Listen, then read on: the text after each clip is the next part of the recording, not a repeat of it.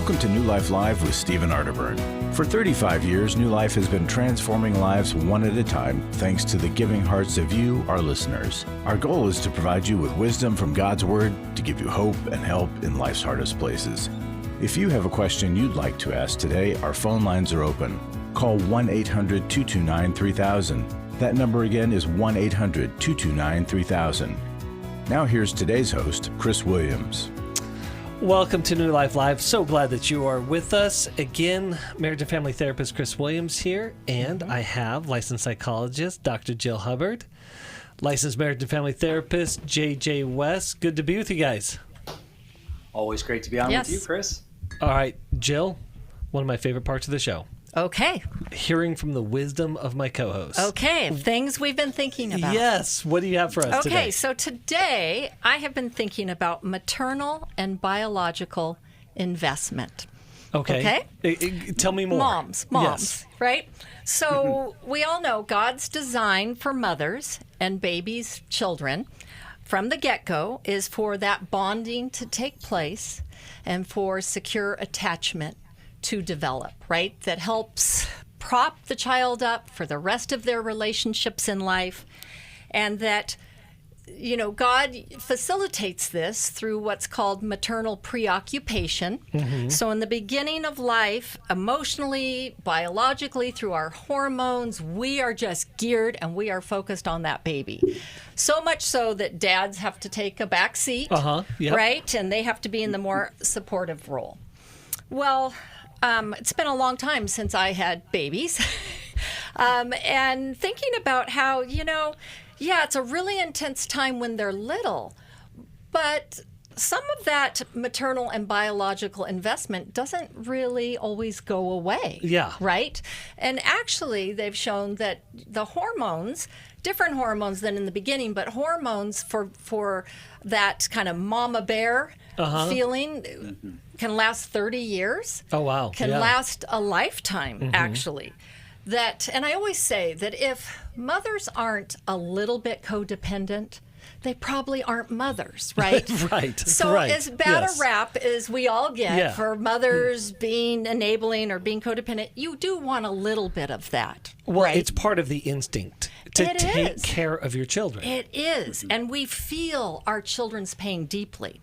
So something I've learned more recently, and maybe some of you already know this, is that studies have shown that actually mothers have in their bodies cells and parts of their children's DNA. That makes sense. So not just what we give to them, but what they give to us. Yes. Oh, so wow. in utero, I did not know that. As early as 6 days, pass through the placenta into the mother's bloodstream, and then implanted in various organs in the body and the brain are micro pieces of DNA and cells of our children. Wow. So I've known people who have lost children. And this is quite comforting to know that they carry part of their children with them. Wow. But That's it also powerful. explains, and I'm not trying to leave out moms who do not have the biological piece there, because they do have the hormones. They're still mama bears. Yep. But it is interesting to me that we carry these pieces of our children.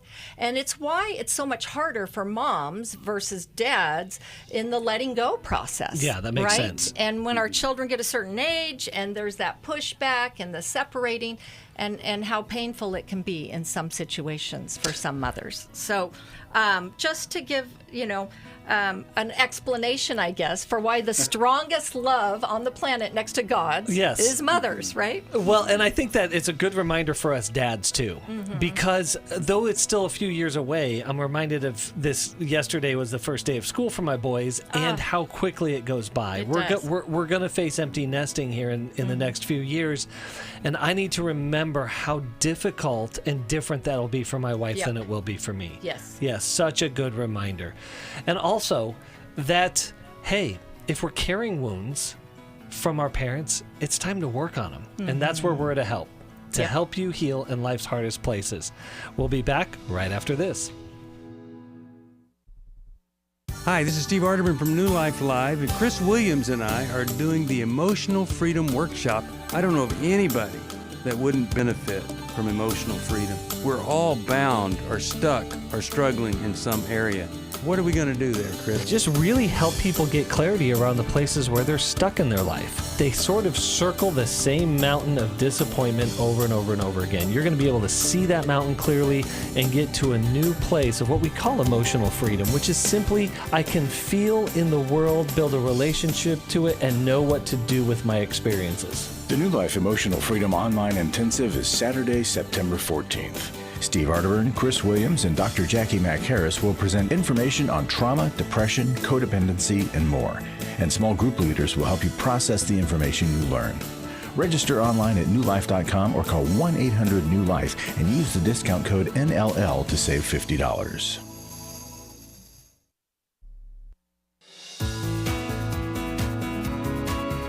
To find out more information about New Life or to order any of the resources mentioned on today's program, call 1-800-NEW-LIFE. Now back to New Life Live. Welcome back to New Life Live. We are so glad that you're with us, and we are also glad that Sue is with us. We're going to go straight to the phones to Sue, listening in Indianapolis, Indiana, on the internet. Sue, we are so glad that you are with us today. Can you tell us what's going on? Hi, guys. Hi, three guys. Listen, the situation, my husband and I are older parents. We have a 36-year-old daughter and an 11-year-old granddaughter. They live in our city, and our son is 21. We adopted him when he was 6 weeks old. He has a 1-year-old son. They're not married. He's not together with her. I'm going to kind of go with chronological order, I guess. Throughout the past 2 to 1.5 years, he's asked us for money to pay rent, et cetera, et cetera. We gave him my husband's car. He asked if we could borrow a car, one of our cars, and so he ended up keeping it from us, so we ended up giving it to him and signed it over. We are now we never asked him to pay back any of that money, and that's been over a year and a half, through the year and a half to up into the present, he's borrowed money. Now we were paying only his phone bill because my husband wants to know, where he is or something, things like that, and his health insurance because he's afraid, if he doesn't have health insurance. Okay, what my husband has asked him to do is to show a better tone with he and me. He talks down to me quite a bit. He's asked him mostly to shadow a plumber. He didn't need a person, electrician, because when he was little, he always followed these people around. But we think he would be good at a trade. So let me jump in. So Sue, he doesn't. Is it true that he doesn't have a job or he's not working right now? Well, yeah, he does. He has a part-time job. But my husband said you need to get another job to go along with that. But you guys are subsidizing. But you guys have been subsidizing his life, and he's not living at home. Yes. Okay, that's the issue right now. Okay, so he is living at home. Okay, we're doing a trial basis. How does this sound? My husband's health has deteriorated quite a bit over the last 3 months. He has Parkinson's, and he said he doesn't drive right now. He's on hospice, even though we're leading with hopeful and prayer, and he doesn't have full Alzheimer's or anything like that. Yeah. So he talks about dying a lot, and he said, what I want for you and your sister is you two to get along, like the last caller from the other day. Yep. And also that you need to be stable and live up to your responsibility as a dad and also as a son. So our son is telling people he lost his other part-time job, which is like 2 months ago, because he was needing to help us more truthfully. Well, and so Sue, for time's sake, I'm going to jump in. So your son is having a real struggle at launching. Your husband's health is deteriorating as well. I'm really glad that he's clear on his wishes. And so the question for us in regards to your son is what? Okay, so 2 weeks ago, after another episode of asking for money, he asked if he could come back here, and I said, you and I need to go to counseling. He didn't do that. He didn't. But we broke down because he was crying and upset, so we said, come back. We're doing it on a 2-week basis. This is on his 2nd week. Okay. Okay? The only requirements we have for this short term, we just have short-term things right now. And he hasn't done any of the other. One of them, it sounds crazy, a home for one of his cats, 2 cats. Now that my husband is allergic to cats. Yeah, so Sue, I think we got a good picture here. So coming to the end of the 2 weeks, and so if there's a question that you have for us, like what would it be? Hey, guys, help me figure out this. Okay, well, I've read Jim Burns' book, and I know it's not. I know it's really good and everything like that. But I want to. Our church has a question and answer thing with Ask the Lawyer. I don't want to put up a lawyer thing, but I just want to know what our rights are, and I'm going to have something notarized. Just these things. I'm not asking. We're not asking to pay the money back or anything like that. Yeah. But these are the small things that we want you to do, and if I don't make it for 2 weeks, then it drags out. So, my question is to you: is that right for me to say that? And he said to me, "Do you want me to live in my car?" I said, "You're a smart young man. You'll figure something out." Okay. That's what he said a few weeks ago. Yeah. So I don't know. You tell me what you think. So if I can jump in here, Sue? Yes, go ahead. It is not wrong for you to put requirements on anyone who lives in your home. It's not wrong. It's your home. Yes. Okay. So, and you've already done that. You've already made it very clear in this 2-week trial. Here are the things that we require of you in order for you to live here. And he's not done that. And so he is choosing to not live there. You're not kicking him out. You're not forcing him into homelessness or living in his car. He's making the choice to not do the things that are required to live there. It would be the same if he lived in an apartment complex. The apartment complex has rules, has specific things that the tenants have to do in order to live there. Like they have to pay rent, and they have to not leave their trash sitting outside their door. And they have to, there's all kinds of things that they have to do. And if they don't do those things, the apartment complex says, guess what? You're choosing not to live here anymore. Okay, so your son right now, unfortunately, he is using emotional manipulation to get you and your husband to let him stay at your house without having it cost him anything. Mm-hmm. He's not having to follow through on any of the things that you've said. And you giving him another 2 weeks and another 2 weeks and another 2 weeks is not going to change that. Right.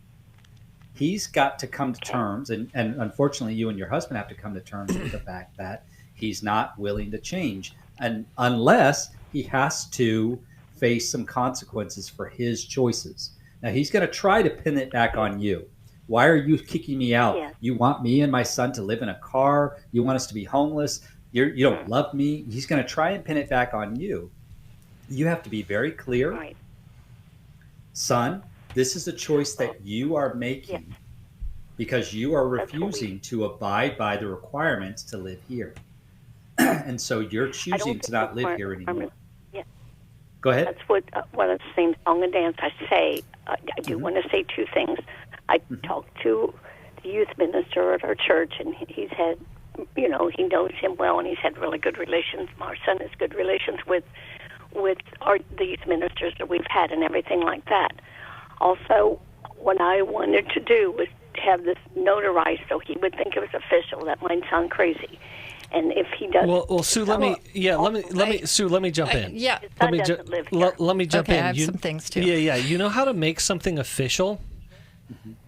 No, tell me. You follow through on it. Yeah, because you're looking for more power because you're not feeling powerful enough. I don't have it. Okay, but I know it's a tough position. But let me just say something. Your son is 21. Your daughter is 36. She is beyond being launched and is probably responsible. Your son, now I'm not clear on, is his 1-year-old with him or with the mother? No. Okay. No, he's with the he's with the mother, but he goes over there and watches him. I don't know. It's for okay. So I never know That's fine. Coming here. Yeah, that's fine. Here's the thing. 21. Oh my gosh, that's one of the worst years I remember in parenting. they're not responsible. Their brains are not fully online. They're still acting in a lot of ways like a prolonged adolescence in some cases. With fear and entitlement, holding hands. Yes. So I want you guys to, maybe the two of you, well, I know your husband's ill, but maybe getting into some counseling. I want you to have some realistic expectations for your son. I'm hearing that in some ways you're expecting him to be all grown up. And in other ways, he's telling you in every which way he is not. And he does not feel capable. So we don't have the time to get into all the ins and outs of it, but I think there might be some adjustments there on what your requirements are of him and how grown up he does feel. I definitely think there need to be some requirements for him living at home, and that might involve being in some kind of education, schooling, therapy, some advancement something towards like that. Trade school. Right, trade school. Yeah. Also, if he has to live in his car, let me just tell you, it will not last forever, and it's not the worst thing, and it can be a really good teacher. And winter's coming here soon. Yeah. So, I think this needs to be thought through some more. Yeah. Well, and Sue, I just really think you said it well. I don't have power here. So we had talked about, in previous shows, but we talk about it a lot here, learned helplessness. And that is where we have given our power away to either a circumstance or another person. But Joe, you were even saying, it's hard for moms here. It's hard for moms to really let go hard, and right. hard to see your child suffer. Especially suffer at their own hands. And so, Sue, you are doing more and more and more to gain power through explaining. And explaining is not going to work here. Right. I think you kind of need to hear where your son's out, but I also hear that he's manipulating a lot. And he's unwilling to do his part. But if you can meet him in the middle, and then, like JJ was saying, if you're not willing to meet us in the middle, then really you're tying our hands. Yes. Yeah. Then you are making your choice, and we are choosing our path based on your choice, what you have shown us. We're going to respect the choice that you're making. Yes. Right. Yeah. And you also said he was adopted. I wonder if you have any information about his biological parents and maybe their journey too. Well, yeah, I'm sure there's a lot going in that background. But Jill, to that point, I think them getting into family therapy is the right move here. Yeah, I think that suggestion. And so, Sue, we want to really encourage you down that path of making that a requirement, like a hard line requirement. You may not want to do this, but this is the requirement of, if we're going to extend this 2 more weeks, we need you to come to counseling with us. Yeah. It's a non-negotiable. And no excuses are in the way. Like, you can live here as long as you're in counseling with us. Yeah. Right? Absolutely. It doesn't have to be tons of requirements. Yeah. And in that, you still, Sue, in the complexity of what's going on with your husband's health, you still need boundaries for yourself. You still need self-care so that you can care for your husband and you guys can move through this really difficult time in your life. And I'm actually going to send you a little bit of a different resource here, but I think that than what meets the situation on the surface. I'm going to send you Henry Cloud's book, Trust, because there is a lot of underlying distrust issues along the way.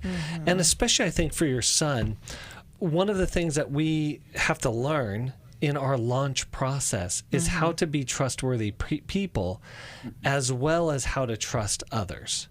And sometimes, when I say sometimes, oftentimes, no matter how early a person was adopted, their beginning story on planet Earth begins with distrust. Yes. And so it's hard for them to find that grounding of trusting themselves, trusting others, trusting God and the world around them to gain that security to move forward in. Yeah. So, Sue, thank you so much for calling in today. Again, we want to encourage you. We have a nationwide network of counselors. If you are struggling with something, if there is this pattern in your life, a pain in your life that you cannot figure out, then give us a call, 1-800-NEW-LIFE. We have a call center. We can connect you. Maybe it's you're looking for a coach. Same thing. Give us a call, 1-800-NEW-LIFE. The other thing is we have a storehouse of resources, books and videos that can help navigate, again, you in your in your hardest place in life. Please, that is what we exist for. Reach out, get online, go to newlife.com and check out one of our resources to help you out. We will come back right after this, after we take a short break. And again, if you need to give us a call, 1-800-229-3000, and we'll be right back.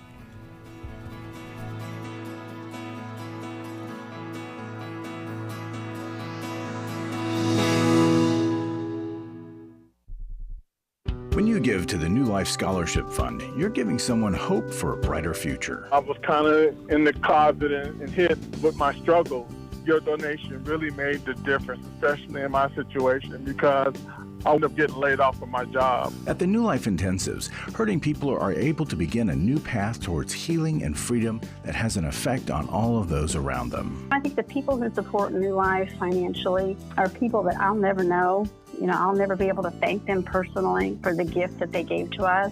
Their giving saved me, my husband, and our family from being torn apart. To help hurting people to connect to the help they need, make your gift to the Scholarship Fund at newlife.com or by calling 1-800-NEW-LIFE and specifying scholarships. Someone called and sponsored me to come this weekend. Whoever that is, just know that you saved a life. Literally, you saved my life. 1-800-NEW-LIFE.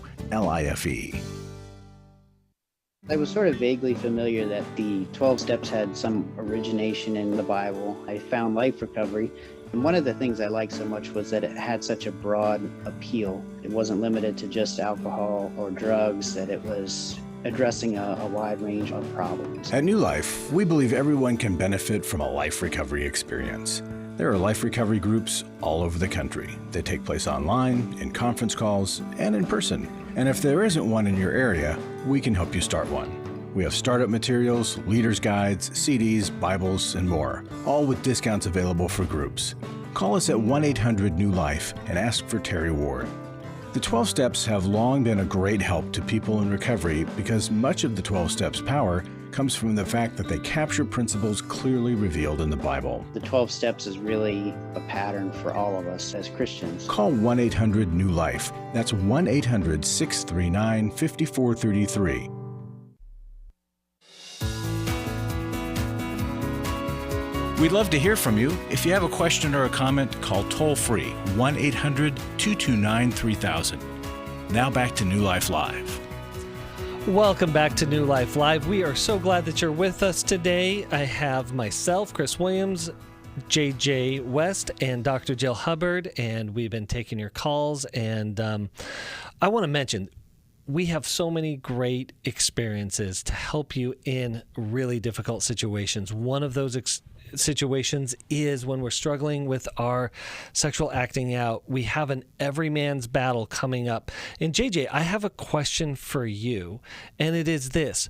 What is your favorite talk at the Everyman's Battle Intensive? And I know you probably say all of them, but what is the one that you find is really impactful that you really enjoy? Yeah.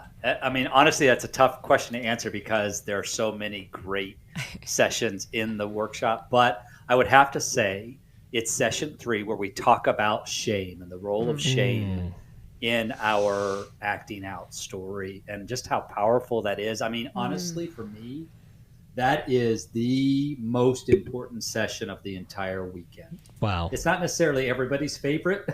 Yeah, it's a tough subject. It's a tough subject. It's hard to look at our stories. Yeah. But the truth is when the light bulb goes on and guys get that, oh man, so much of my acting out behavior has been to offset or mitigate my shame. Yeah. It changes everything for them. And so, yeah, that's my favorite session to teach. And I just in my own personal recovery journey, how unbelievably impactful that was is to realize that what I had been doing and what my drive to medicate was coming from was that deep sense of shame, defectiveness in myself.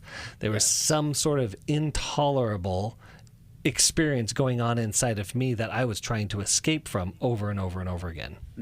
And when we can identify that and really get down to the root and the source of that, now we have a real fighter's chance at true recovery, not just stopping the behavior, but living out much more free.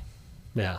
So if you're living in that situation, an intolerable internal condition that you are trying to mitigate, as you said, JJ, through sexual acting out, you do not have to live in that misery.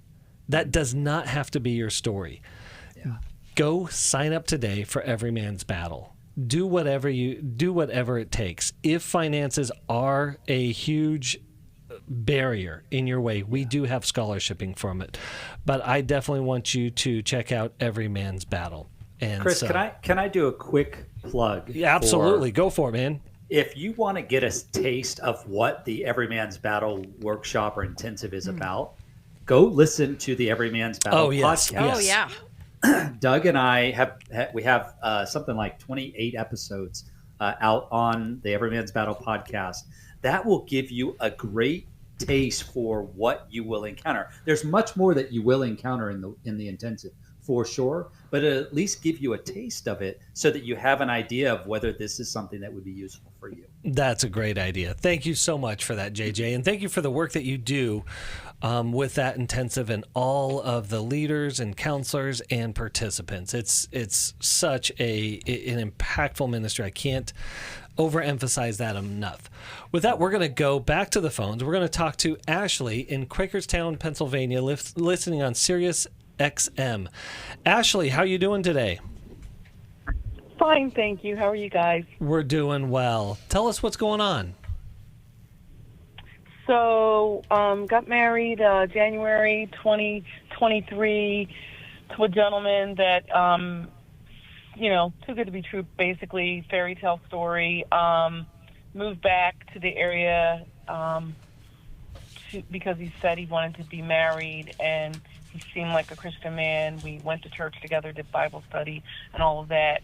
And by the way, I think a significant contribution to the condition that I'm in is the fact that I lost a husband of many years in 2021, and lost. With that loss came, the ripple effect of other losses of community that were people connected to that relationship. Yeah. And so, so I did grief share. I do have a therapist, I have a counselor, but I think I was really alone. Yeah. I had one person that was my go-to person, but of course I could not put everything on her. Yeah. So if she's very, very busy, and so I was alone. And so I met this guy. And anyway, so I'm not a therapist, of course, so I can't put a diagnosis on someone, of course, but I stumbled upon something online, and I wasn't even looking for it, and it was the personality disorder or whatever it's considered, narcissism. And then what I realized was he checked every box. And oh, wow. So, yeah. I quickly rushed because I was being completely mistreated, and I've never been in a situation like this. So I quickly rushed and then found an online attorney of process to file for the divorce. Was an easy process, really inexpensive. And so I did that, and he agreed to sign the paperwork. But we live in the same home, and it's been over 6 months since that happened. Yeah. And so the paperwork was supposed to be signed February 5th. That came and went. Then a couple months ago, a notary came to the house, and we were going to have it signed. But then we both backed out of it. Yeah. I originally was bent on Ashley, yeah, what's the question for us? You got it. So the question is, I thought it was shared with you guys. So the question is, do I really need to proceed and get a divorce? Because I don't quite have peace about it. Like, I've adjusted to the situation, and I don't think less of myself. I'm not letting... Well, let's do this. Ashley, I got to jump in because we're going to head right to the break right now, but we're going to answer that question when we come back right after this. Hi, this is Steve Arterburn, and for over 34 years, New Life has been the most trusted name in Christian counseling. I'm an addict, and I'm trying to get God in my life again. Our Christ-centered treatment programs can help you break free to embrace all that God has for your life and your family. I just want to thank you guys for bringing me to a relationship with Jesus. There really is help for marital problems, depression, addictions, panic attacks, and feelings of hopelessness. I came back with so many tools to help me prepare myself to fight this struggle and this battle that I have every day. You can start living again today, living the life God intended for you. Help is available at 1-800-NEW-LIFE. They did care, and they did follow up very lovingly, and it made all the difference in my life. Call us at 1-800-NEW-LIFE. Someone who cares is waiting at the other end of the phone. God can open the door to a better tomorrow. Call 1-800-639-5433. Club New Life changes lives. I think I go way back to listening to New Life, learning so much from it, and then becoming a Club New Life member. Club New Life is a monthly giving family that helps New Life Ministries provide Christ-centered hope and counseling resources to thousands of people. You know, I'm so thankful because you know why I keep giving? Because I keep learning, and I'm so thankful for all the lives that you touch every day and the people's lives. So when I get to still hear the radio show, it's just so encouraging to my heart. When you sign up to support us monthly through Club New Life, you'll make a difference in the lives of individuals and families with godly counsel and connection to help. And you know one reason I give? Because I feel like sometimes I'm hiding behind a counselor's couch listening to all this great information and not paying, so my guilt of this great advice is alleviated by being a Club New Life member. Call 1-800-NEW-LIFE. That's 1-800-639-5433. And together we can help hurting people find help and hope in life's hardest places. Call 1-800-639-5433 to join Club New Life today.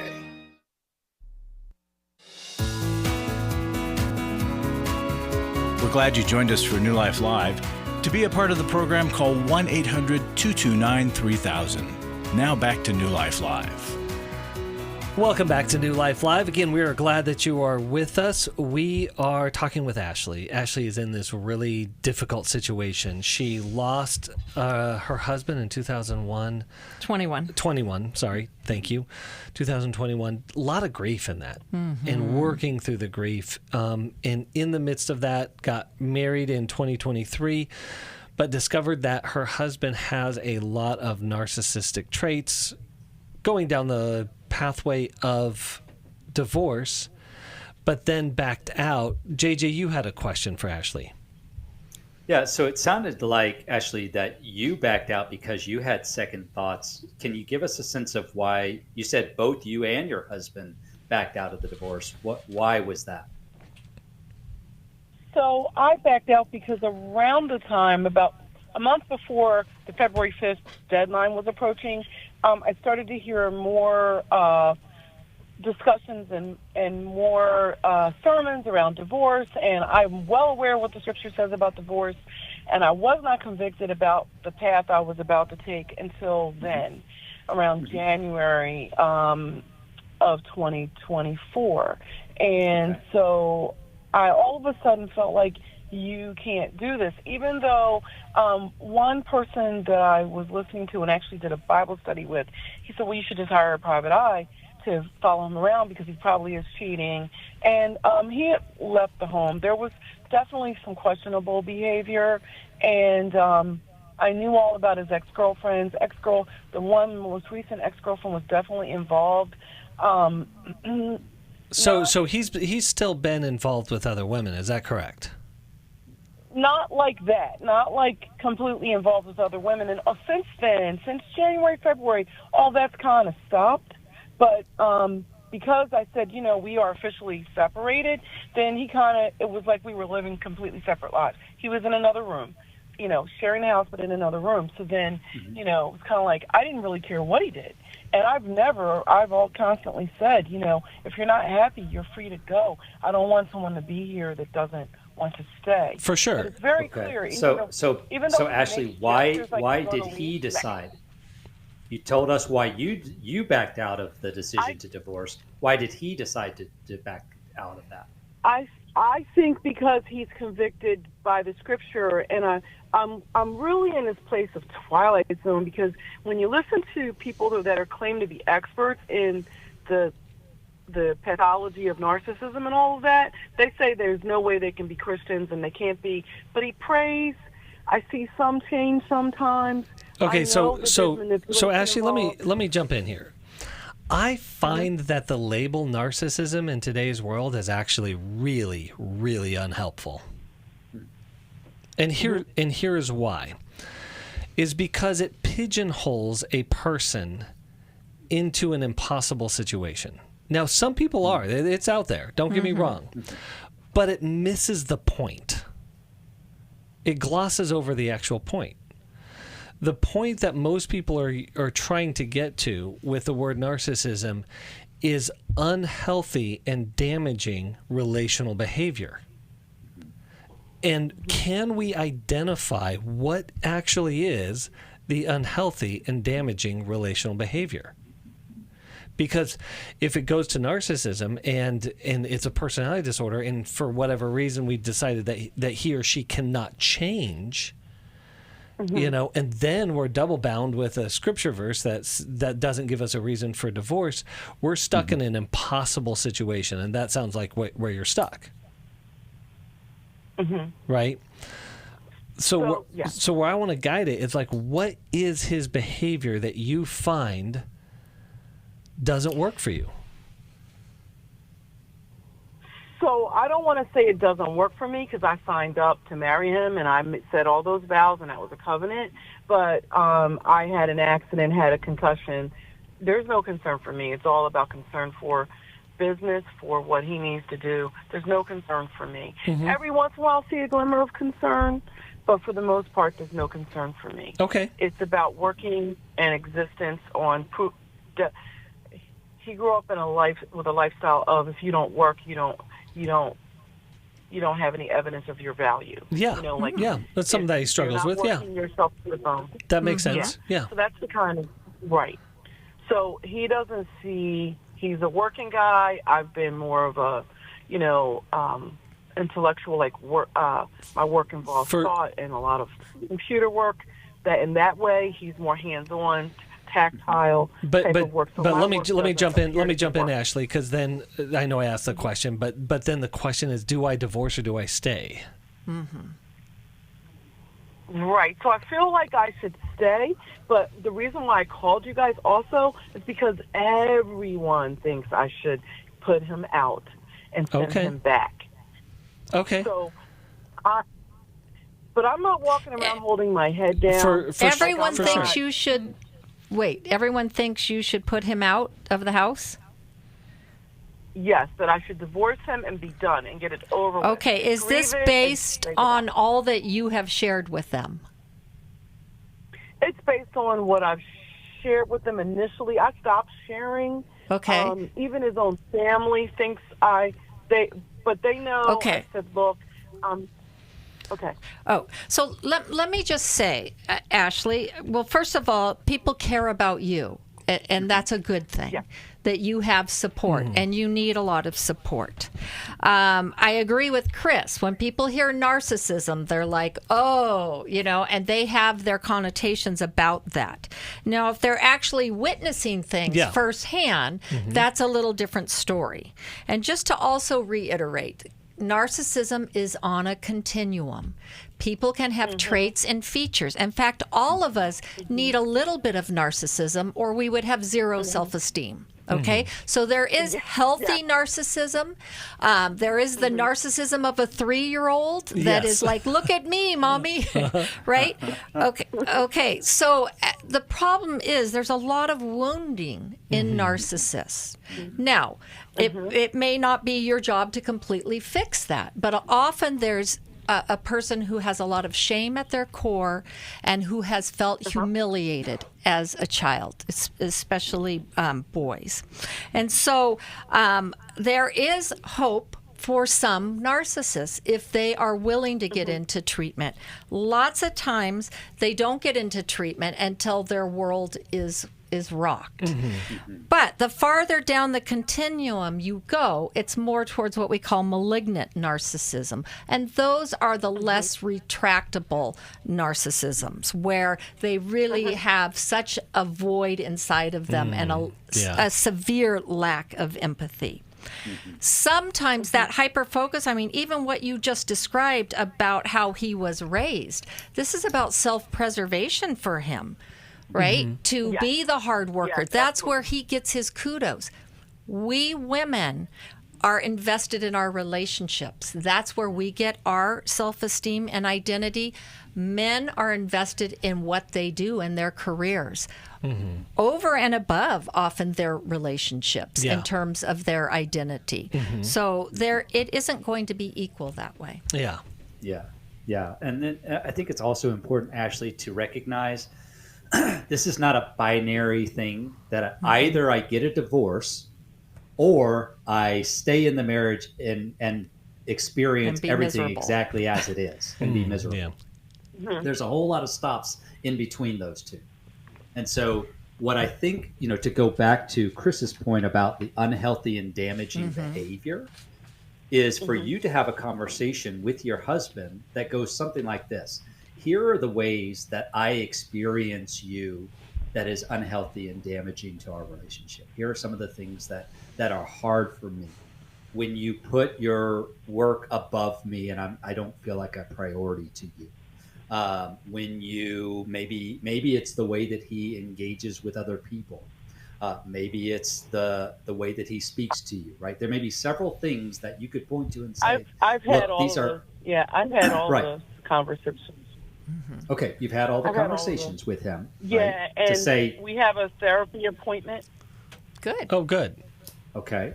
But it's not with someone who's a professional in that.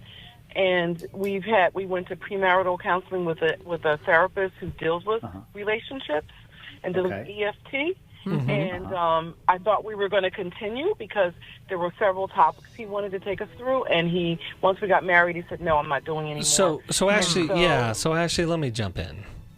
What you have right now is what you get. Yes. Okay. What you're looking for is clarity.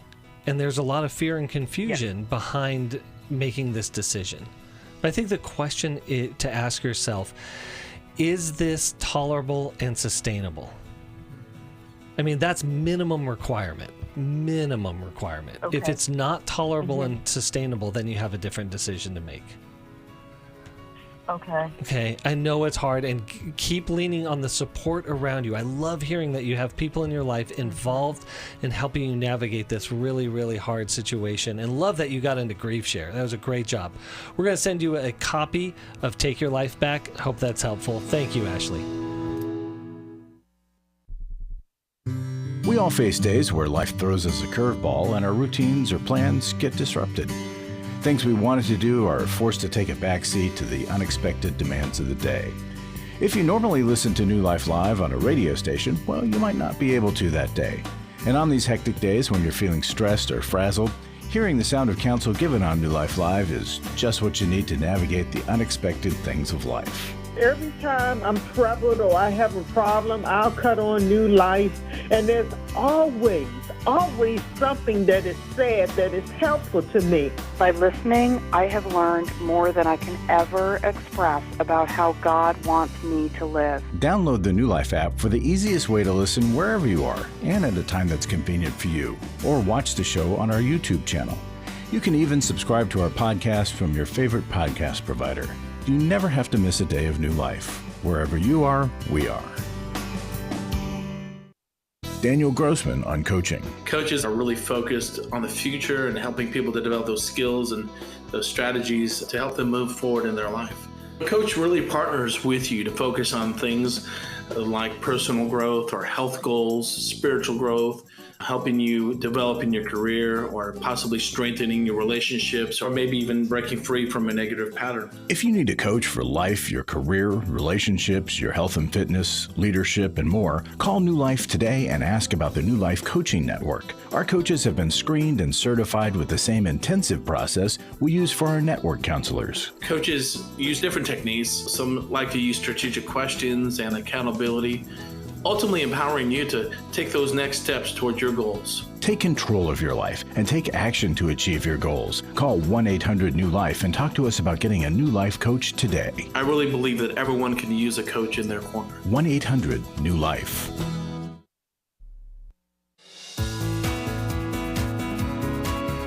To find out more information about New Life or to order any of the resources mentioned on today's program, call 1-800-NEW-LIFE.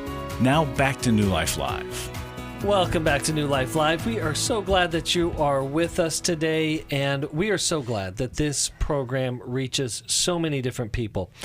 We had a listener write this to us, give us this note. It says, "From the first time I heard this show, I was hooked.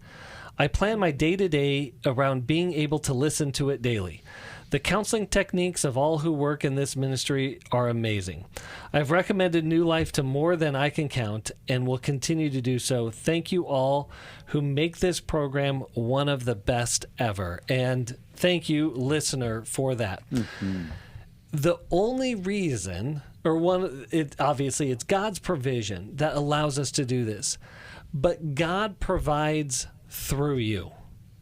And it's your financial partnership that allows us to keep reaching people, to keep serving the best way we can and the best way we know how, to help people find more relational health and emotional freedom and freedom from traumas and pains, and basically to accomplish our mission to find hope and healing in life's hardest places. For us to continue to reach more people and to connect with you on a daily basis through this program, we need your help. We need your financial contributions.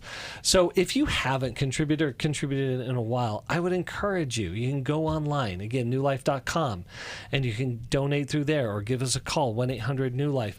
Or one of the most effective and powerful ways is to join Club New Life. And there's many benefits to that program that we have, including these quarterly phone calls that we do as a group together, that we have a speaker and then a time to share. And it's just a great, great community and time together. So we want to encourage you to donate today.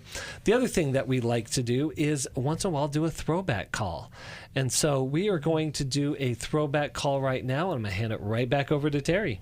Let's go to Jenny from Dallas, Texas. Hi there. Hello. Quick question. Sure. I need to say I am the stepmother of 5, and my husband and I have been married almost 4 years, and we have a 2-year-old together. So what do you do in your spare time? Oh, just run like crazy.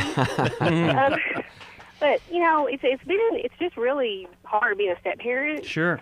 And we've got the oldest boy is going to be a sophomore, and he's the hardest one to deal with. He was the oldest, of course, you know, of all of the kids, and they haven't seen their mother in 4 years. But the question is, my husband and I were out of town over the weekend, and my mother, who would be the step-grandparent, stays home with the kids when we're gone. And we're not gone that often, but we also have a friend of the family that I have come over to help my mother out. My mother's almost 70, and we don't want to leave her with all the kids just by herself. So this other person comes, and the kids like this other person quite a bit. And my mother happened to overhear a conversation with this friend of ours and the oldest child, and she couldn't hear our friend's side of the conversation, but she could hear the oldest teenager's side. And he was just pretty much bad-mouthing my husband and I, and saying that he prefers it when we're out of town, and that, you know, and it was stuff like, you know, just, it sounds like to me, you know, he's spoiled, and he was complaining about, you know, things like not having whole milk and having to drink 2% milk, and, you know, not getting orange juice as often as he would like, and things to me, you know, that are kind of silly, but about food items, and then just in my opinion, that's disrespectful of him to be talking to another adult that we want in the home more in a parental role versus a friend role. And I don't know whether to confront this friend of ours about it and say, I hope you're supporting us when we're absent. And by the way, I don't think that'd be a confrontation. Mm-hmm. That'd be an information. Mm-hmm. Yeah, gathering information in from her. Do you feel that I should ask her about it and say, this is, I'm aware that this conversation went on, and I feel like she should nip those kind of conversations. And why would you not want to do that? What's your conflict? I don't want to offend her and make her feel like we don't appreciate her coming. But I almost feel like she listening to those kind of conversations makes her more on a friendly basis versus a parental basis. And I guess knowing how to approach it, so I don't make her feel like we don't appreciate her coming and helping out. Although we do pay her to come help out. Jenny, it kind of bothers me that she would even allow that kind of conversation, that she wouldn't nip that just immediately. Jenny, what's your husband think about it all? Well, I said to him, this is what went on, and I feel that's very disrespectful that he would not have anything positive to say, but have all these negative things to say. Now, and he goes, well, you think everything's disrespectful. So he's not supporting your feelings on this right now. Well, almost always, I would say, wants to defend this oldest kid. Mm-hmm. Okay, you got a 15-year-old, so you're getting some 15-year-old behavior from him. And, what John is saying, I think, is right on. There's no reason not to talk to this person, but not in an accusing way, just saying, and I wouldn't say, why didn't you nip it in the bud or anything? I'd just say, tell me what happened in that conversation. But then this is your husband's job, and if he's not going to deal with it, that puts you in a bad place because you're the stepmom, and you don't want to become the wicked stepmom. Mm-hmm. And boy, it's easy to do, and especially if your husband kind of just wants to do laissez-faire, don't worry about it. If it's a concern to you, it needs to be a concern to him, and it should be a concern to him just because it's a concern to you. Yeah, the only issues that my husband and I tend to have are this, we consistently have issues with the oldest child and how to deal with his behaviors. Mm-hmm. Then it won't be solved by going to the lady. Mm-mm. Because then it'll get sabotaged. I think you have to have a series of conversations with your husband and say, do we need to go to a third party and look at your son's behavior? And if the third party says, gosh, she's overreacting, the kid's making D's and F's and acting out and he's disrespectful, but that's okay, well, you got a crazy third party. But if the person says, yeah, their kid's got problems, wake up, Sam, then you get with Sam and say, can we go to our friend now after we have a game plan for your kid and say to her, here's the role we want you to have. When he comes to you bagging on us about whole milk and stuff, we don't want you to have to be his enemy, but we want you to not support what he says that's bad, and B, maybe give some helpful ways to think about us as good people. Right. And so get her in a minor role, but you get with that husband. Am I wrong in thinking that that's inappropriate conversation for her to be allowing him to just rag on us? I'd say she doesn't know. You're training her. You're giving her a role. You just want to tell her, well, here's what we want. But she hasn't done anything bad so far. That's not the core. The core is what's going on with your husband on this, and that's what you got to deal with. We just find that is so common. These blended marriages, blended families, and trying to work out the complexity of these relationships. And yeah. And not going to where the real problem is, right? Yes. We want to control the stuff on the periphery instead of going right to the heart of it. Yeah. And I think that's a great question for all of us to ask. Mm-hmm. What is the true source of the struggle that I'm struggling with today? Mm-hmm. Because obviously this was a marital issue that was getting diverted into being a parenting issue. A babysitting issue. Or babysitting issue. That is exactly right. Exactly. Yeah. And I just have to say this. I'd be remiss. It was great to hear Dave Stoops' voice. Yeah. And he's so dearly missed. Yeah. And so grateful that we were able to spend time hearing from his wisdom. We are so grateful that you are with us today, that you have joined the program.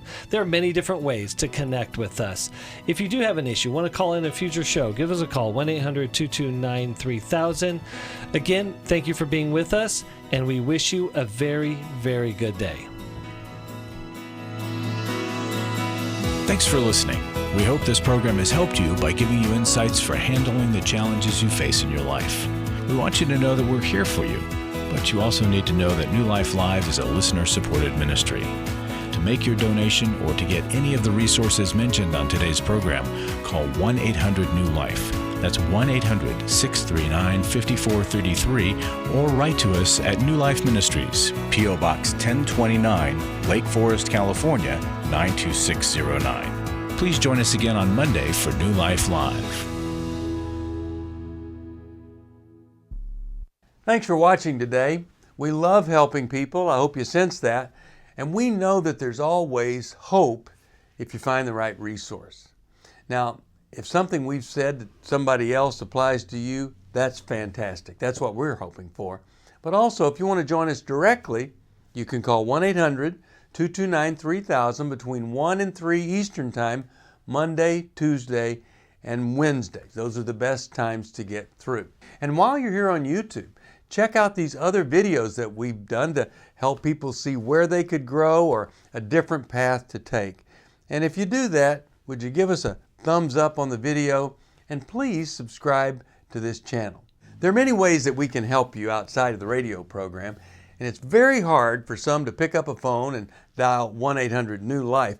But when you do, we put you in touch with somebody who cares about you, knows all the resources out there, and they're going to find the best for you. There is no reason to struggle alone. I hope to see you tomorrow. Hope you'll invite somebody else to come and join that maybe needs just a little bit of help along the way. I'll see you next time.